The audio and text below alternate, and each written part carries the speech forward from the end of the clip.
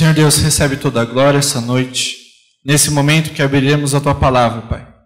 Abra os nossos olhos para que possamos contemplar as maravilhas da Tua Palavra. Abre os nossos corações, foca a nossa mente naquilo que é vontade do Senhor, que ouçamos essa noite, Pai.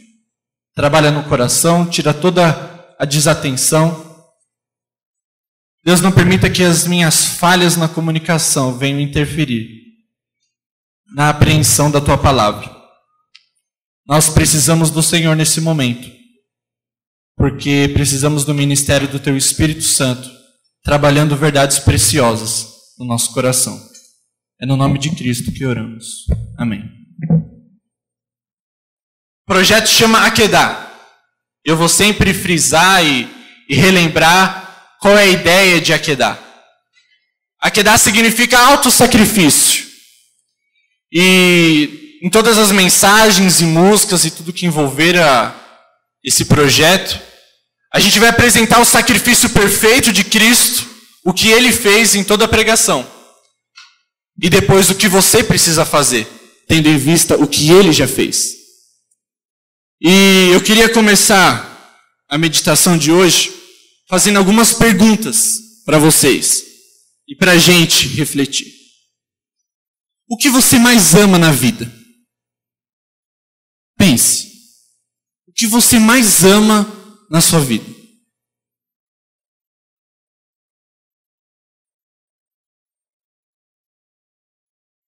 De verdade. O que é aquilo que, se você perdesse hoje, sua vida já não teria mais sentido? O que é? Será que é um namorado, namorada? Será que é um sonho de um casamento? Será que é um celular que você tem ou que você sonha? Será que é um status? Será que é o desejo de pertencer a um grupo?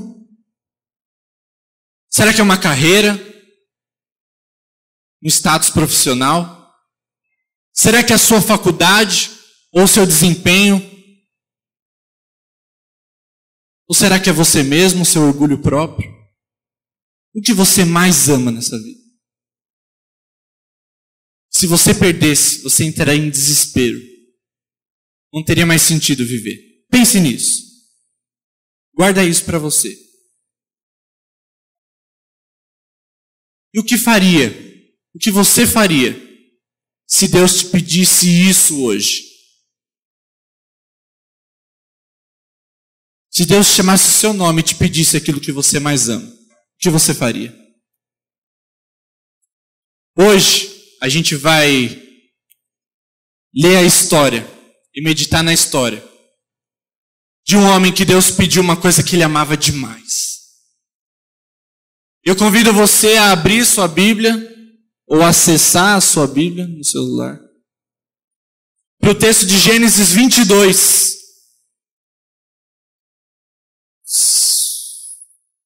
Quem está com a Bíblia no papel, tá difícil de enxergar? Alguém que está mais aí no fundo com a Bíblia de papel, está difícil de enxergar a Bíblia? Senão eu peço para acender essa luz aqui. Se alguém está achando difícil, levanta a mão. Então está todo mundo enxergando. Bom, eu vou ler. Gênesis 22, versículo 1 ao versículo 19. Se atentem à leitura do texto. É muito importante isso. Mantenha a atenção nessa história. Tente se imaginar dentro dela. Vai ficar mais fácil de prender a atenção. Versículo 1. Depois dessas coisas, pôs Deus Abraão à prova e lhe disse: Abraão. Este lhe respondeu: eis-me aqui. Acrescentou Deus: toma teu filho, teu único filho, Isaque, a quem amas, e vai-te à terra de Moriá. Oferece-o ali em holocausto, sobre um dos montes que eu te mostrarei. Levantou-se, pois, Abraão de madrugada, e tendo preparado o seu jumento, tomou consigo 2 dos seus servos e a Isaque seu filho. Rachou lenha para o holocausto, e foi para o lugar que Deus lhe havia indicado. Ao terceiro dia, erguendo Abraão os olhos, viu o lugar de longe. Então disse aos seus servos: esperai aqui com o jumento, eu e o rapaz iremos até lá, e havendo adorado, voltaremos para junto de vós. Tomou Abraão a lenha do holocausto, e a colocou sobre Isaque seu filho. Ele, porém, levava nas mãos o fogo e o cutelo. Assim caminhavam ambos juntos, quando Isaque disse a Abraão seu pai: meu pai! Respondeu Abraão: eis-me aqui, meu filho. Perguntou-lhe Isaque: eis o fogo e a lenha, mas onde está o cordeiro para o holocausto? Respondeu Abraão: Deus proverá para si, meu filho, o cordeiro para o holocausto. E seguiam ambos juntos. Chegaram ao lugar que Deus lhe havia designado. Ali edificou Abraão um altar, sobre ele dispôs a lenha, amarrou Isaque, seu filho, e o deitou no altar em cima da lenha. E estendendo a mão, tomou o cutelo para imolar o filho. Mas do céu lhe bradou o anjo do Senhor: Abraão, Abraão! Ele respondeu: eis-me aqui. Então lhe disse: não estendas a mão sobre o rapaz, e nada lhe faças, pois agora sei que temes a Deus, porquanto não me negaste o filho, o teu único filho. Tendo Abraão erguido os olhos, viu atrás de si um carneiro preso pelos chifres, entre os arbustos. Tomou Abraão o carneiro, e ofereceu em holocausto em lugar de seu filho. E pôs Abraão por nome aquele lugar: o Senhor proverá. Daí dizer-se até o dia de hoje: no monte do Senhor se proverá. Então do céu bradou pela segunda vez o anjo do Senhor a Abraão e disse: jurei por mim mesmo, diz o Senhor, porquanto fizeste isso e não me negaste o teu único filho, que deveras te abençoarei, e certamente multiplicarei a tua descendência como as estrelas dos céus e como a areia na praia do mar. A tua descendência possuirá a cidade dos seus inimigos. Nela serão benditas todas as nações da terra, porquanto obedeceste a minha voz. Então voltou Abraão aos seus servos, e juntos foram para Berseba, onde fixou residência. Uma chave para interpretar qualquer texto é você fazer duas perguntas para o texto. A primeira delas é: o que esse texto me ensina sobre Deus? O que eu posso aprender sobre Deus? Quem é Deus nesse texto e o que ele está fazendo? A segunda pergunta é: o que eu posso aprender sobre o homem nesse texto? O que eu posso aprender nesse personagem, no caso Abraão? E essa é a ideia. Então a gente vai olhar primeiro para a primeira pergunta: o que a gente pode aprender de Deus nesse texto que a gente acabou de ler? Primeiro, Deus é um Deus que faz promessas a Abraão de uma descendência. Deus promete para Abraão uma descendência com um número maior do que todos os grãos de areia nas praias e todas as estrelas do céu. Gênesis 12, 2, não precisa abrir. Mas Deus chega para Noé, chama para sair da terra dos seus pais, e ele promete que de Abraão ele fará uma grande nação e abençoará Abraão grandemente. Abraão até então não tinha nenhum filho. Ele e Sara não podia ter filho. Eles já eram avançados de idade, mas Deus prometeu. Deus é um Deus que faz promessas. Abraão e Sara, já velhinhos, tentaram dar uma ajudinha para Deus. Sara trouxe uma serva de Abraão. Abraão teve um filho com a serva Agar, chamado Ismael. E Deus falou: Abraão, você não entendeu. Eu fiz uma promessa para você e eu vou cumprir. Esse não vai ser o filho da promessa. Sara vai engravidar e você vai ter um filho chamado Isaque. E esse filho nasce. Para a alegria de Abraão, para a alegria de Sara, Deus está cumprindo as suas promessas. Mas agora, de repente, nesse texto, Deus diz: toma teu filho, teu único filho. Mas Abraão tinha Ismael, mas era o único filho da promessa. Toma teu único filho legítimo, tudo que você tem e sacrifica ele. O teu filho a quem amas, verdadeiramente amas, e sacrifica. Esse é o primeiro personagem, Deus. Um Deus que fez uma promessa a Abraão de descendência. Mas e a segunda pergunta? O que aprendemos sobre o homem aqui? Sobre Abraão? Abraão deveria ter uma fé operante de obediência sacrificial. Abraão deveria ter uma fé operante de obediência sacrificial. Como é que a gente consegue ver isso? Outros textos do Novo Testamento citam essa história, cada um com uma nuance específica. Tiago 2, 20 e 22, Tiago está defendendo que a fé sem obras é morta. E aí Tiago, no meio do seu argumento, diz: queres, pois, ficar certo, ó homem insensato, de que a fé sem obras é inoperante, que não opera nada? Quer ficar certo disso? Ele conta o exemplo de Abraão. Ele diz: não foi por obras que Abraão, nosso pai, foi justificado quando ofereceu sobre o altar o seu próprio filho Isaque? Ele termina dizendo: vês como a fé operava juntamente com as suas obras. Com efeito, foi pelas obras que a fé se consumou. Esse texto não está dizendo que Abraão foi justificado diante de Deus e foi salvo porque ele obedeceu. Mas a sua obediência sacrificial, ela acompanhava a sua fé operante, a sua fé prática. A fé de Abraão levava ele a ter uma obediência sacrificial. E a fé se consumou quando Abraão obedeceu a Deus. São duas coisas que andam juntas. Romanos 4:21 diz: estando plenamente convicto de que ele era poderoso para cumprir a promessa que ele havia feito, Abraão então entrega o seu filho. Abraão se dispôs a entregar o que ele mais amava, aquilo que estava ligado à promessa que Deus tinha feito de descendência, seu único filho, porque ele acreditou no Deus que fez a promessa. Hebreus 11, outro texto que nos volta a Abraão, diz que pela fé Abraão, quando posto à prova, ofereceu Isaque, e estava mesmo para sacrificar o seu unigênito, aquele que acolheu alegremente as promessas, a quem se tinha dito: em Isaque será chamada a tua descendência. Mas por que ele fez isso? E o texto termina dizendo: porque considerou que Deus era poderoso até para ressuscitá-lo dentre os mortos, de onde também figuradamente o recobrou. Abraão confiou nas promessas de Deus, que Deus era tão poderoso que ele podia até ressuscitar o seu filho, porque ele era o filho da promessa. Abraão parece que não estava entendendo muito bem. Deus me dá um filho, um verdadeiro milagre, e agora ele pede para que eu sacrifique. Eu não estou entendendo, mas eu sei em quem eu tenho crido. E eu sei que é poderoso até para ressuscitar o meu filho. Bom, nesse texto não tem como enrolar muito, é exatamente isso.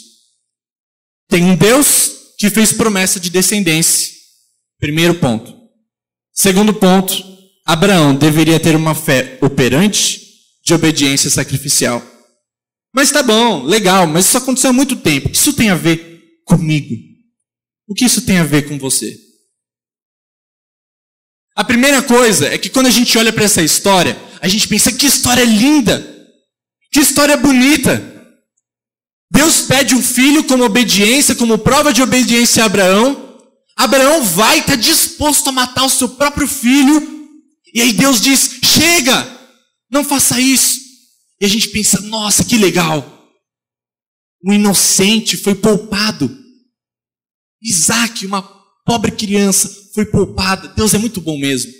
Olha, que história linda. Na hora de ele estar prestes a matar o seu filho, Deus fala: para, Abraão.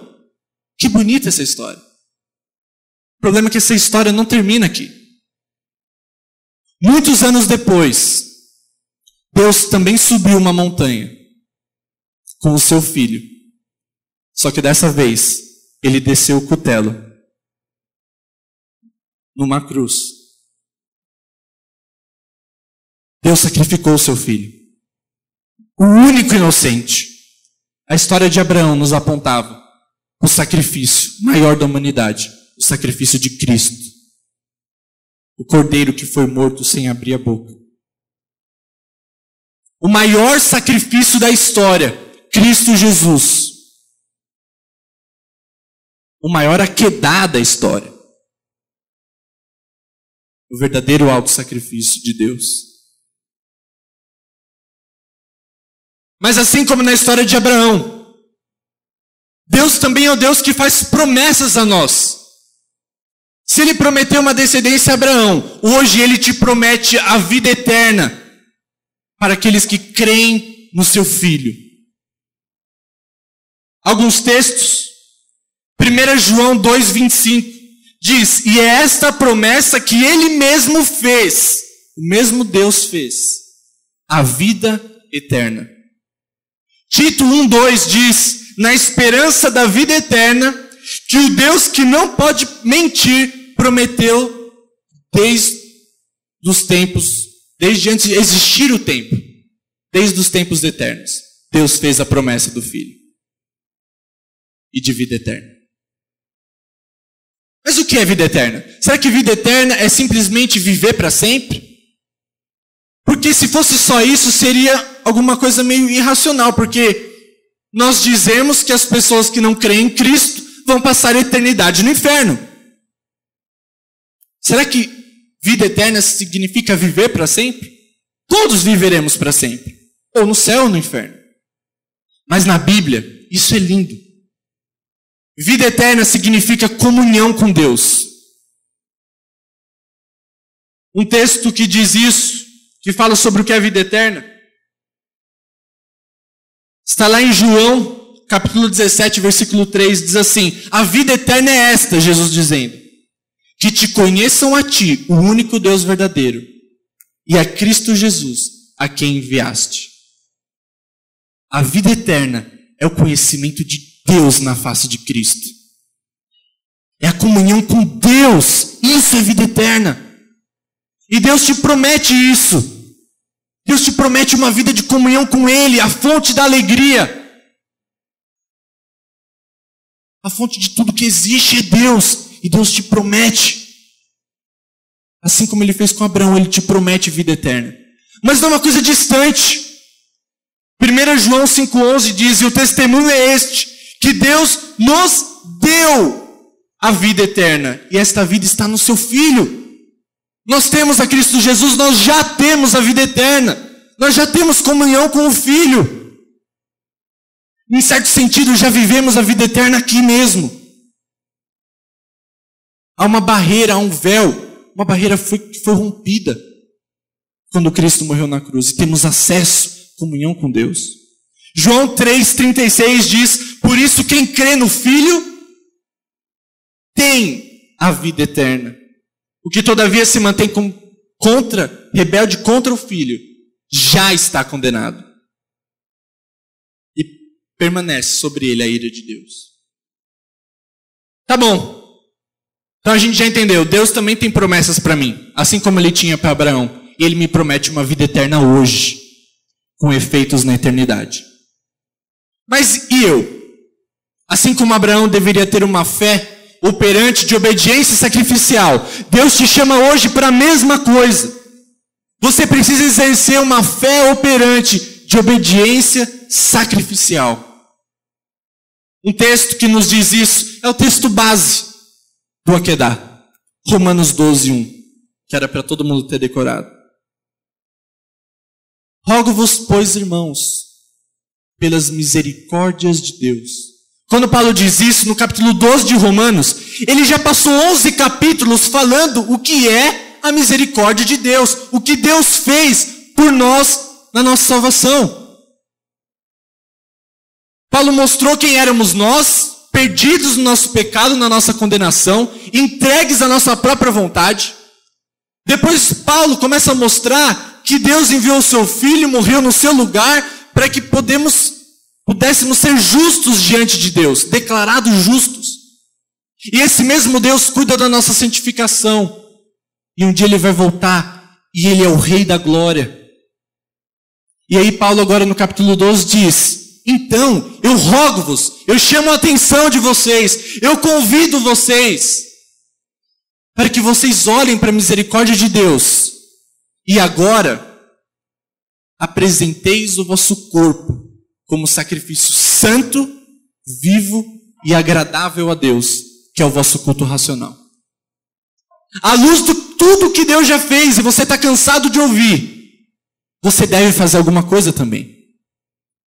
Você deve apresentar o seu corpo como sacrifício santo, vivo e agradável a Deus, que é o vosso culto racional. A gente não entende muito bem o que é culto racional.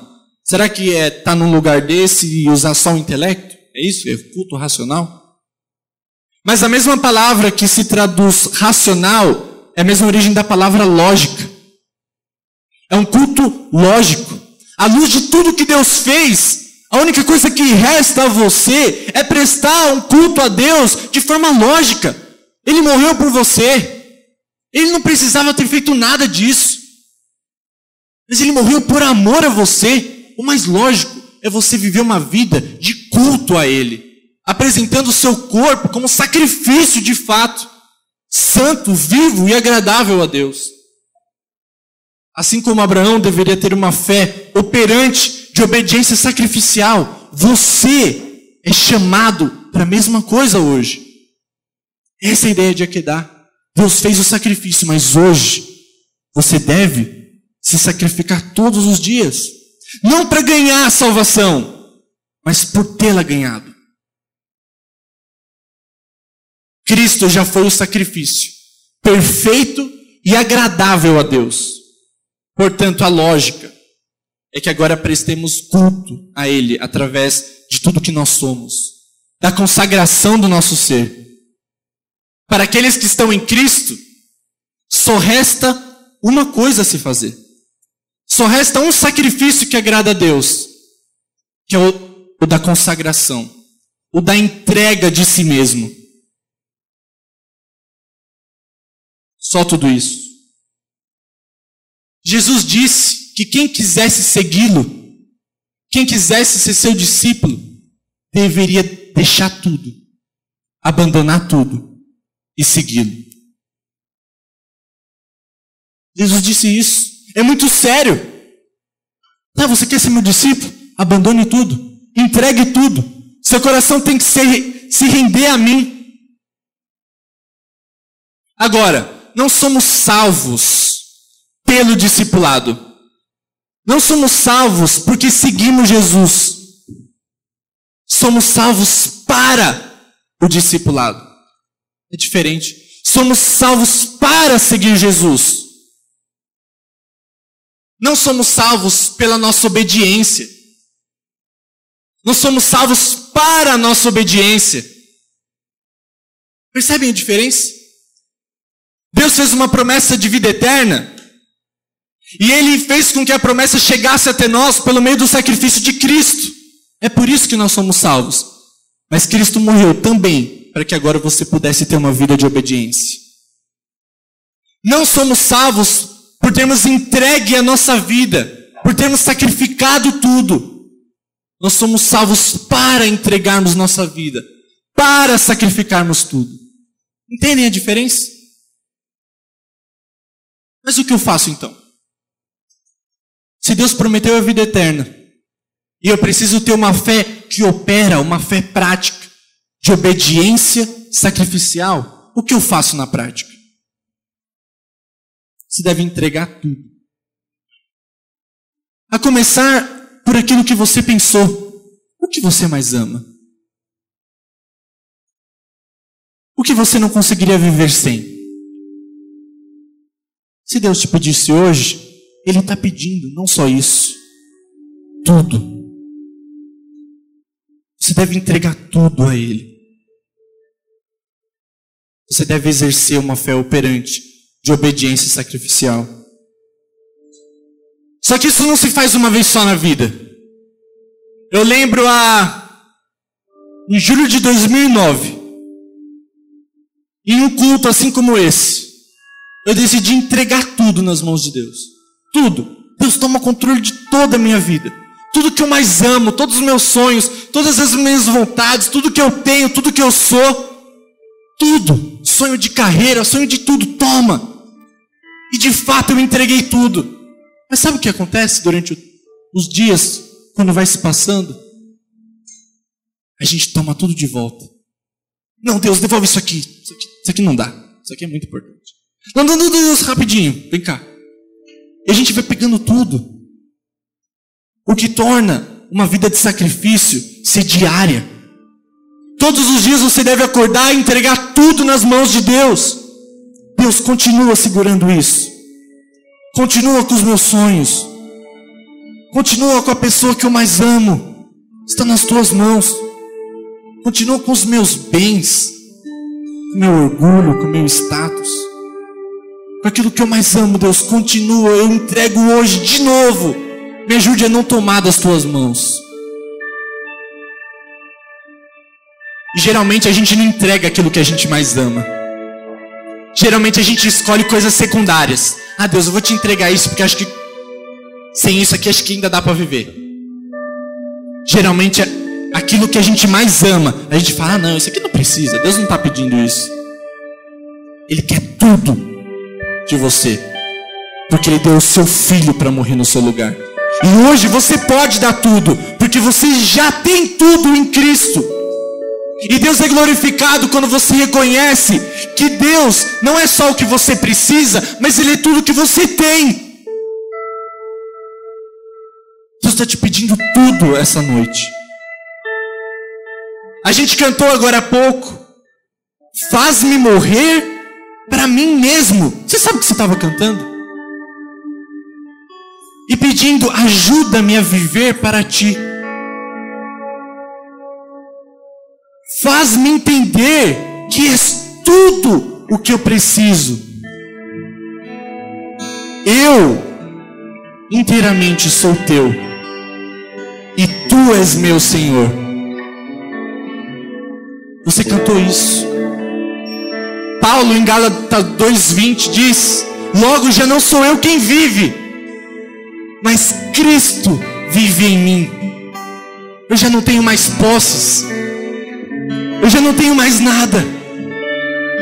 Eu já não tenho mais ambições pessoais. Cristo vive em mim. Eu já não vivo mais para mim mesmo. Entregue tudo como Paulo fez em Filipenses 3:8. Quando ele diz, sim, deveras considero tudo como perda. Tudo aquilo que eu julgava antes ser importante, por causa da sublimidade do conhecimento de Cristo Jesus, meu Senhor, por amor do qual perdi todas as coisas. Paulo perdeu todas as coisas. Paulo perdeu o seu nome, Paulo perdeu sua segurança, Paulo perdeu os seus bens, Paulo perdeu tudo para viver uma vida de humilhação por amor do conhecimento de Cristo Jesus. Mas sabe o que é interessante? No final Paulo diz, por amor do qual perdi todas as coisas e a considero como refúgio, considero como esterco, como lixo, para ganhar a Cristo. Você não se sacrifica à toa. Você sacrifica porque você ganha a Cristo de uma maneira especial. Quando você considera que você não tem mais nada, Cristo é tudo para você. E você entende isso. Mateus 6:21 diz, porque onde está o teu tesouro, aí também estará o teu coração. Não tem como fugir disso. Qual é o seu tesouro? É aí que está o teu coração. O valor do tesouro é medido pelo tamanho do sacrifício para ganhá-lo. O valor do seu tesouro é medido pelo aquilo que você entregou. Cristo é o seu maior tesouro. Essa música que vamos cantar agora, eu cantei nesse culto em julho de 2009. E foi a música que eu entreguei tudo para Deus. Eu convido você hoje que entendeu que existe um Deus que faz promessas de vida eterna e que enviou o seu Filho, é o mesmo que exige de você uma fé operante, de obediência sacrificial, de entrega. A letra da música diz assim: te dou meu coração e tudo o que há em mim. Entrego o meu viver por amor a ti, meu rei. Meus sonhos eu rendo a ti. Os meus direitos eu te dou. O meu orgulho, que é tão forte na nossa vida, eu vou trocar pela vida do Senhor. Eu entrego tudo a ti. Eu entrego tudo a ti. Eu canto esta canção de entrega a ti, Jesus, porque o que o mundo dá, eu deixo aqui, ó, nos pés da cruz. Por conhecer a ti, o teu nome dar louvor, sentir tua alegria, partilhando a tua dor. Eu costumo orar no final, quando eu prego, mas hoje eu não vou fazer isso. Hoje você vai orar pela sua vida, por aquilo que você mais ama e tem dificuldade de entregar, enquanto canta essa música. Sua oração seja essa música: entregue tudo a Deus.